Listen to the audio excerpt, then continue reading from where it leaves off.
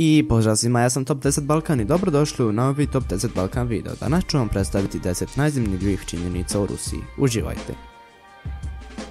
10.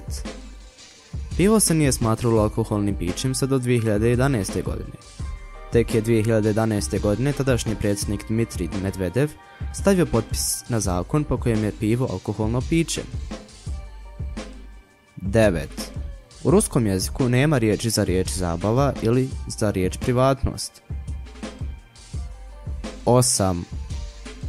Ekstra bogati stanovnici Moskve ponekad se voze u kolima hitne pomoći kako bi izbjegli prometne gužve. 7. Prema legendi, Rusi su izabrali kršćanstvo, a ne islam jer se nisu htjeli odreći alkohola. 6.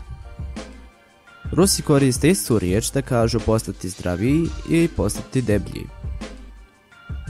5. 75% ruskog teritorija je u Aziji. 4. U Rusiji je 20% svjetskog šumskog područja. 3. Moskva ima predivnu podzemnu željeznicu. 2. Ruski milijarder Roman Abramović instalirao je lasere na svoju jahtu. 1.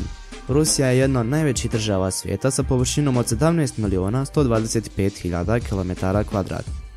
I to bi bilo to za ovaj video, nadam se da ste uživali, ako jeste ostavite like i subscribe i vidimo se u sljedećem videu. Do tada lijep pozdrav, čao!